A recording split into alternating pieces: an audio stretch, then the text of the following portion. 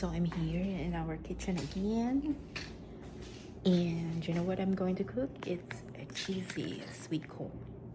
Kasi nagpa-deliver ako sa DoorDash. Ang in-order ko lang ay 4. Meron daw isang dalawang pack na I think isang ganito at another one. Same price lang. Kaya yun ang kinuha niya. Kasi equivalent lang siya ng price ng 4 na peraso doon sa isang pack.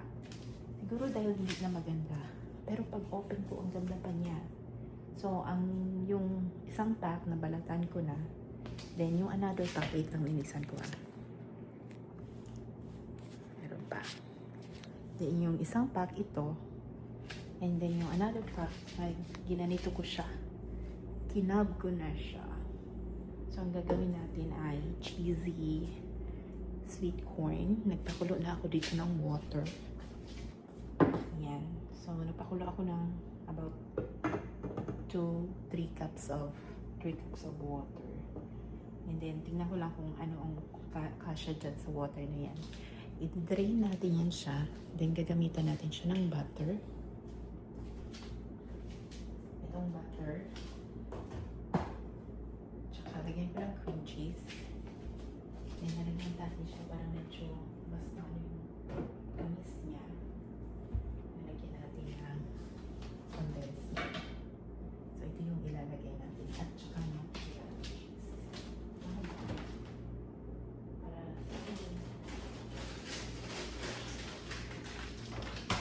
Para sa yung pagkain natin, lagyan natin siya ng mozzarella cheese. So, antayin lang natin kumulo ang tubig. Tapos, papakulaan natin siya for 5 minutes yung steep corn para medyo maluto lang siya. And then, gagawin na natin yung ating cheesy sweet corn.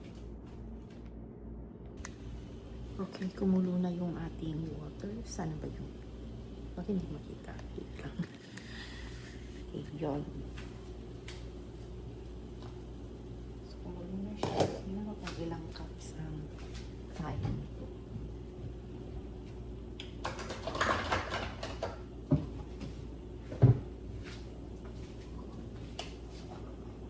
Dami kasi mo. Ilang ba ito? Parang 12 pieces ito na sweet corn. 1, 2, 3, 4 cups. Pwede na siguro yung 4 cups. The rest, hindi natin alam anong gagawin natin dyan sa mga natira. Yung isa naman, ang mga dalawa siguro ang magamit ko dyan. Ako, sabaw. Na may sweet corn. 11:20. So, pakuliin natin ito hanggang 11:25. And the rest is sweet natin.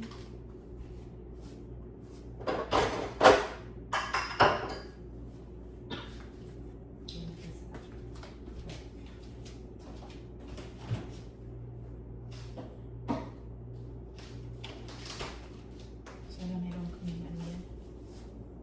Laki na sana yung aming saluyot para sa ano ba yung ano yung luto yung suwam. So, anuhin muna natin ito, pakuluin. 11:25, balikan natin. So, it's been 9 minutes but hindi pa siya kumulo. Hintayin na natin siya kumulo. And then we're going to drain it.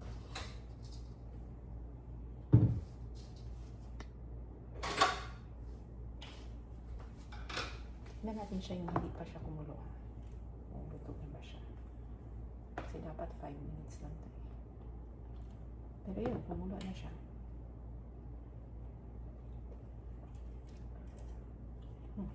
Yan, okay na yan. I-off na natin. Tapos i-drain. I-drain natin. Diyan na tayo.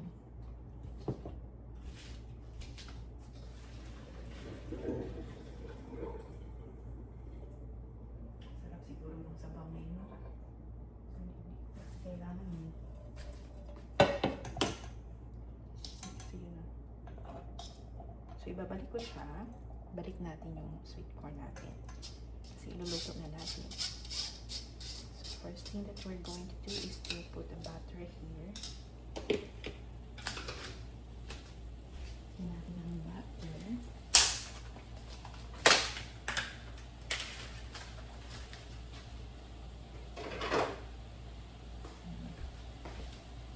Inis na kutsara.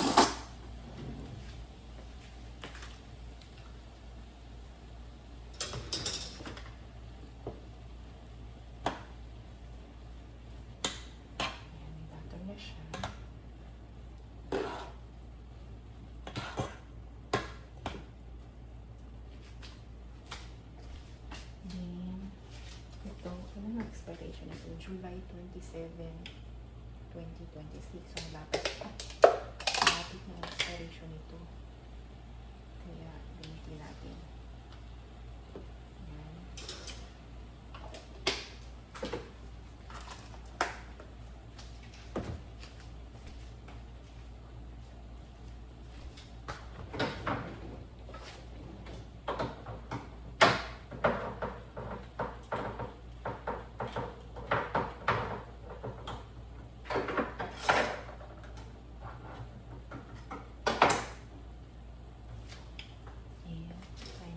Konti lang para pampalasa. Mga 1/4 cup. Mix lang natin para mag-combine at mag-melt yung lahat ng mga battery na ginamit natin.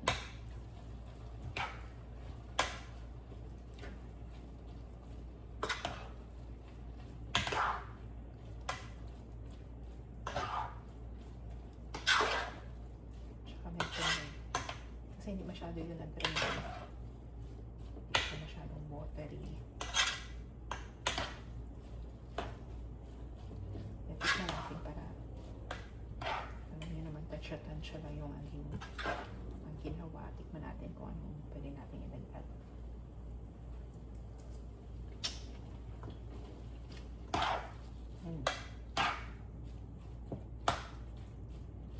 Okay na siya. Hindi na natin dagyan ng kahit ano. Ulitin niya. Perfect. Pero lubugasan natin ito lahat. Kasi paubos na siya. Yung mozzarella cheese.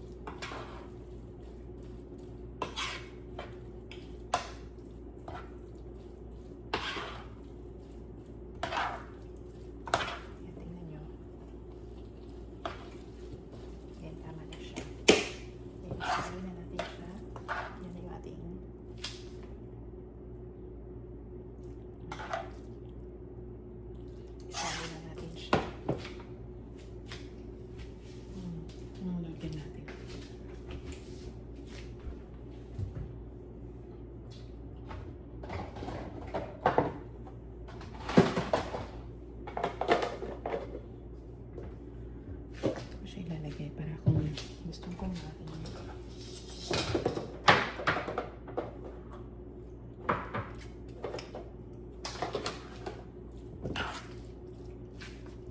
Kulangin ito.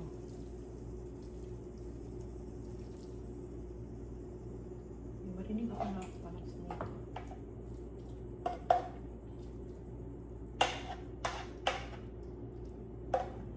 Ito, kainin ko ito ba? Waiting sa pressure cook. Pressure cook ako na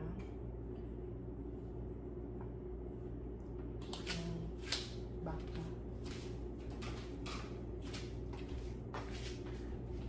Pressure cook ako ng baka para